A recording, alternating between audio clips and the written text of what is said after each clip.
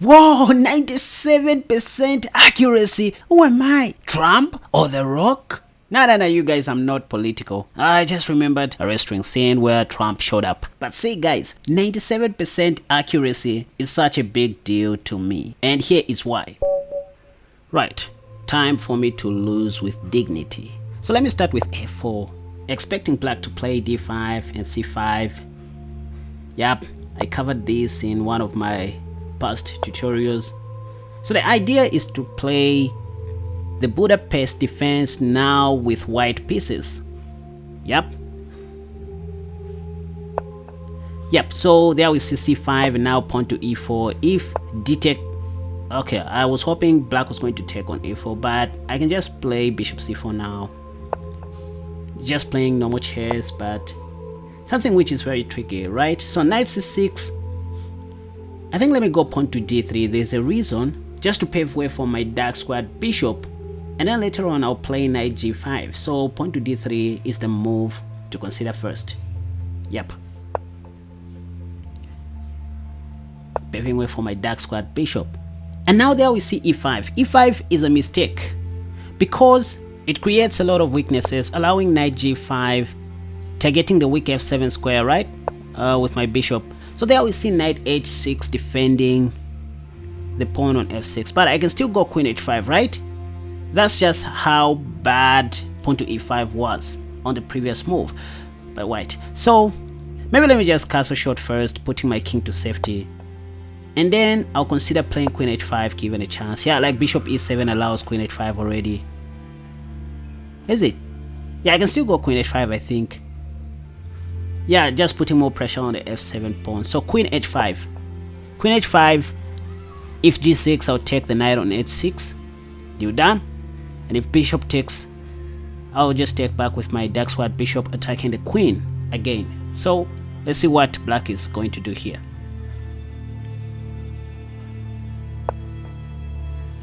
Ah, bishop g4. I didn't see this, guys.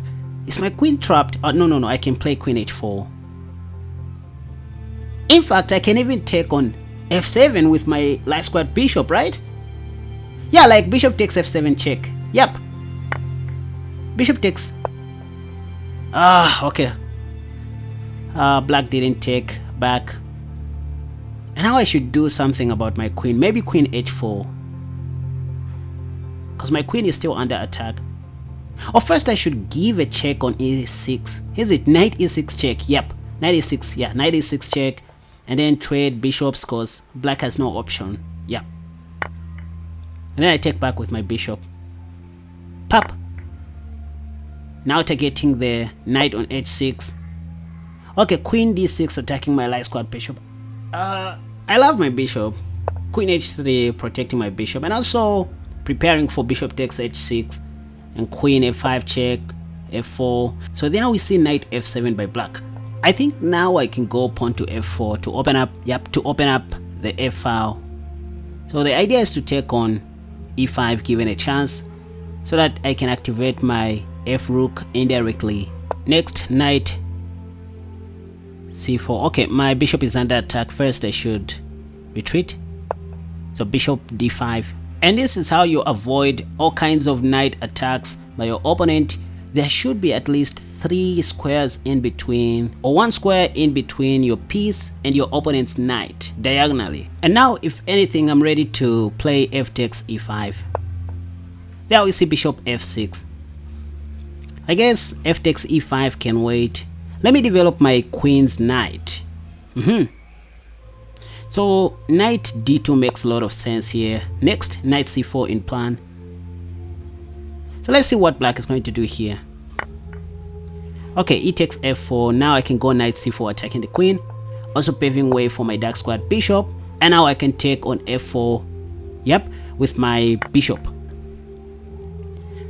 targeting the d6 square, pinning the queen to the king, given a chance in case black's f knight moves. g5 creates more weaknesses. I think let me just retreat my bishop. Yeah, now my f rook has an open file. So there we see king g7. I think let me bring in another rook. I mean, what is it doing on a1?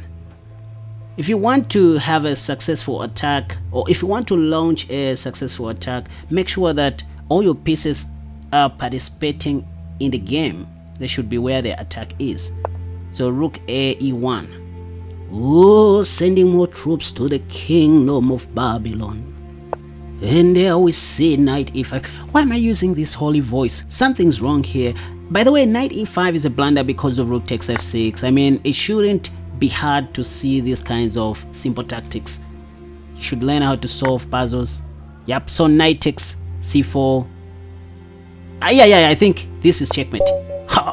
Let's do some quick analysis and see where my opponent went wrong, or where I probably went wrong. Whoa, 97% accuracy. Who am I? Trump or The Rock? No, you guys, I'm not political. I just remembered a restaurant scene where Trump showed up. But see guys, 97% accuracy is such a big deal to me. And here is why. First of all, chess is not easy. And secondly, I like taking risks in the opening, playing dubious gambits against my opponents just to be creative, you know. And so this is why this accuracy level is very important to me. Let me show you what I wanted to do actually. So I started with a4. The idea behind this move is to reverse the colors deliberately so that I can play my black opening responses. With a4 or pawn to a3 on the first move, yes, you have a chance to play the same openings that you play with black pieces. For example, in this case, I wanted to play the Budapest defense. Now with white pieces, after d5, knight to f3 and c5. I was glad when I saw this setup because my idea was to go e4, which I played by the way, and Stockfish says that was an inaccuracy. Yep, that was expected of Stockfish, but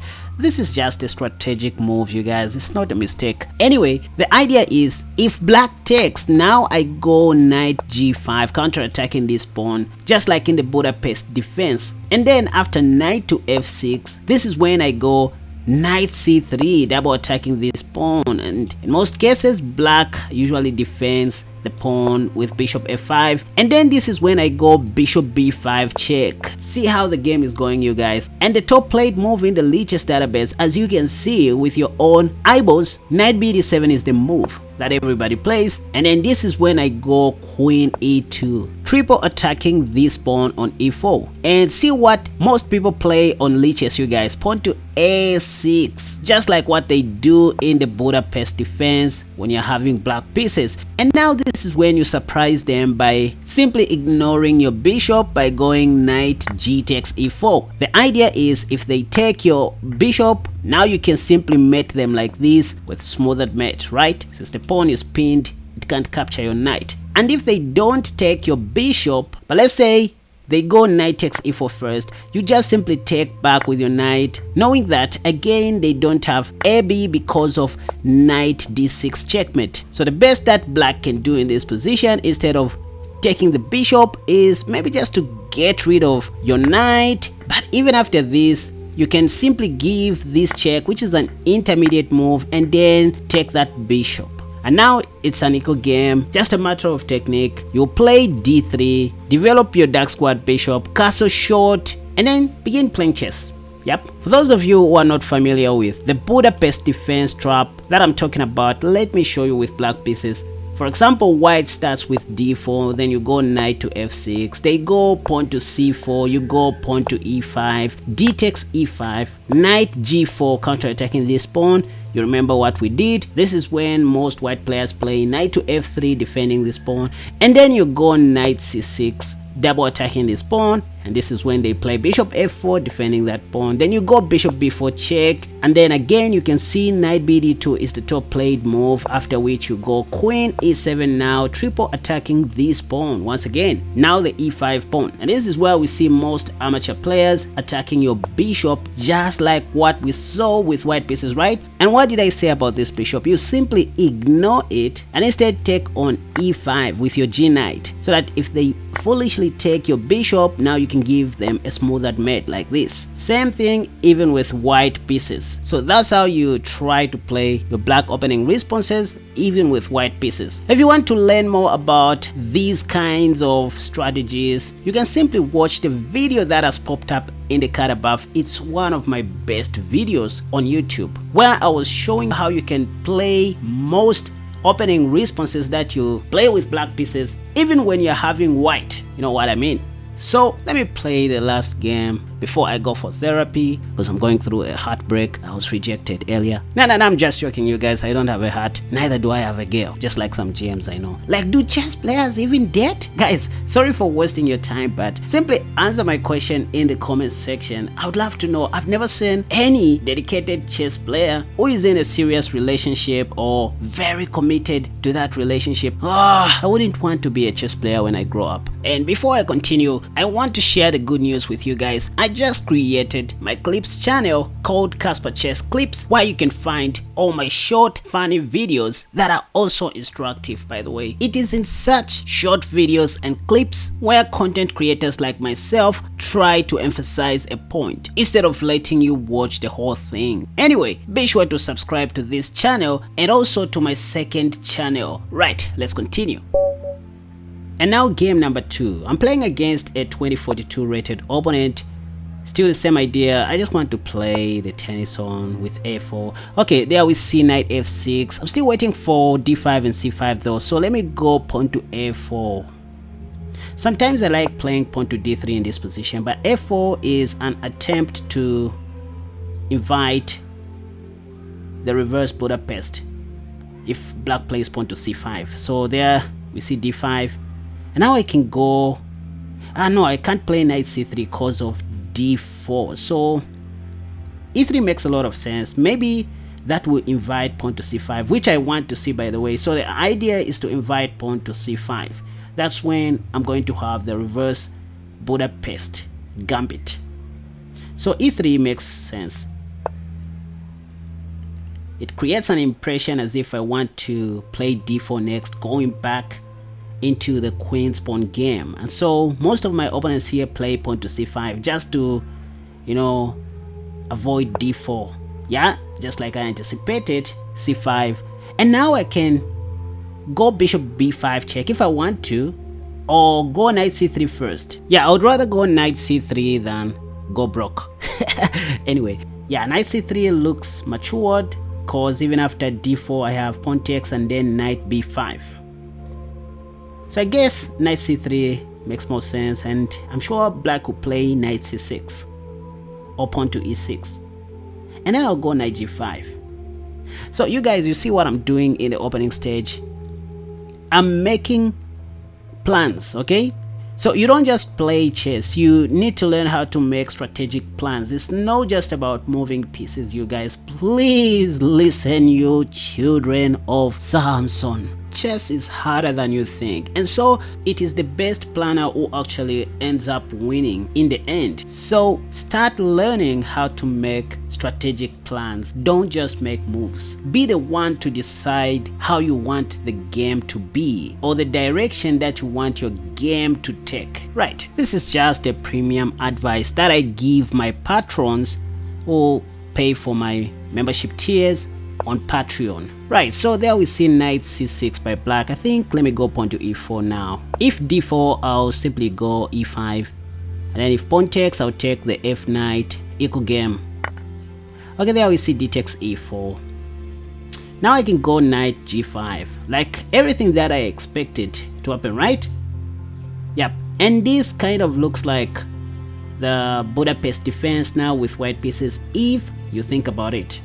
Today I will be sharing some private studies with my paid members on Patreon, and so if you're interested to take your chess seriously, be sure to check out my Patreon page and join any membership tier of your choice. It's quite affordable, like as low as $3. Nothing valuable comes for free in this life, you guys. You need to value your hobbies, especially chess. For example, just for me to do these kinds of tutorials and lessons, I take time to research and dig deeper so that I do not deceive you in any way, because I care. But don't really bother, you can still be watching my videos for free and share them if need be, because that's another way you support Casper Chess. Right, let's go. It seems like my opponent is taking a bit of time here. I might cut and skip so that I don't waste your time.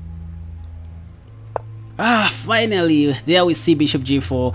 So my opponent took a long break. I don't know where he went, but Anyways, bishop g4 attacks my queen, and I'm thinking of going pawn to f3, attacking the bishop, so that if pawn takes, I can simply take back. Oh, simply go bishop e2. Yeah, so just to keep it so simple, I've decided to trade off my light squared bishop, hoping that black is going to take, because what else can he do? I mean, okay, there we see knight d4. I never saw that move, but I feel there's something wrong. Oh, okay, this is a tactic, you guys. So black is hoping to take on c2 after I take the bishop on g4. So bishop takes, and then knight takes g4, then queen takes, and knight takes c2, so that it can win my rook on a1. But yeah, let me just take the knight. Yeah, I think let me just take the knight. Queen takes g4. I have king d1. Yep. Knight takes c2 check, king d1. If knight takes rook, I'll be ahead. Yep, ahead in development now. So I don't even have to take the e4 pawn. I have queen f4, targeting the weak f7 pawn. If f6, I have knight e6. So it looks like black is up a piece or up an exchange, whatever. But just like I say, you guys, most of the times, it's not always about how many pieces you have. It's about how many active pieces you have. So even though white is up material in this position, I have a superior position and I'm closer to his king. So I have a higher possibility of checkmating my opponent. Again, there he goes, taking long. Wow. Right, finally there we see a move, queen d6. But that leaves the f7 pawn for free and for grabs. So queen takes f7 check. There we see king d7 as I anticipated. Now I can castle short to bring in my rook. Oh no, I can't castle short. I mean, I moved my king once. So rook e1 is the move here. What was I thinking? I mean, I don't know. So rook e1, the plan is just to take on e4 given a chance. Let's see what black is going to do here. I also have knight g takes e4 if I want to. Right, again queen f6. I don't need to exchange my powerful queen with my opponent's less active queen. That's a principle in chess, you guys. So queen d5 check is the move here, and I can even take on b7 if I want to, or maybe knight e6 first, so that if rook d8 is played, I can go knight c7 checkmate, since my queen cuts that diagonal. At this point, I just want to checkmate my opponent as quickly as I can. There we see rook c8 stopping my knight c7 checkmate idea. But you know what? I think I can just take on e4 with my knight. Is it knight takes e4, attacking the queen? Yeah, so that I can cause some chaos, because I don't see any proper way for black to stop that. Or maybe I should take on e4 with my rook. Anything is playable here, but I'm looking for a move that has a better continuation. I think let me just take with the rook. Rook takes e4. And I also have some ideas of going knight b5 to put more pressure on the c7 square. There we see queen takes f2 by black. There's no checkmate, by the way. My rook can always and always come back in case of check, like rook e1, blocking the check. So here I think knight b5 makes sense. Yeah, the idea is to team up with my e knight and checkmate on c7 once again. So knight b5, then knight c7 checkmate. Knight c7, rook takes, knight takes c7 checkmate. That's what I'm planning to do. Let's see what my opponent is going to do here. There we see check. I think this is not good. I have rook e1 blocking the check. Yeah, next knight c. Wow! Queen takes h2 is a very good strategic move to stop my checkmate idea. So with queen takes h2, now I don't have knight c7 because the rook would take, and then the queen would take back the other knight. Okay, that's a brilliant move by black. And now what should I do next? Okay, I think I can see a tactic here. Yeah, like I can just sacrifice my e knight on g7, right? Like knight takes g7 check. After bishop takes, I go knight d6 check, and then the queen will have to take. Let me go that way. And I'm running low on time, so I should be very fast. Knight takes g7 check makes a lot of sense, followed by knight d6 check. So knight takes g7, sacrifice. The only move here is bishop takes g7, after which I'll play knight d6, and yeah, black is losing the queen here. So knight d6 check, and if king f8, by the way, I have queen f7 checkmate. Oh, just like I said, you guys. So that was a very nice game, but a long one, so I had to cut and skip some boring sessions. Let me know what you think in the comment section, and remember to hit the like button and subscribe if you haven't already, because that's what encourages me to keep on making more wonderful videos just like this one. And my e5 defense course is still on promo, and I just finished organizing the master PGN to make it easier for you guys to follow, which I'm going to include in my complete e5 defense course, because of course we are still building it with my team. Currently we are working on the anti-Scotch Gambit repertoire for black, and then we are also going to include the 4 knights defense, the anti-Ponziani opening, the 3 knights opening, and also the anti-Gyoko Pianissimo. So this is an ongoing e5 defense course that we are working on, and there are more improvements to come in the near future. So at the moment it's almost free, of course with a small commitment fee attached for research purposes. So be sure to check it out on my channel or on my membership page that's on Patreon. You can also find it there. Right, thank you for watching this video. Until next time, let me know what you think about this game for today. Until next time, bye bye.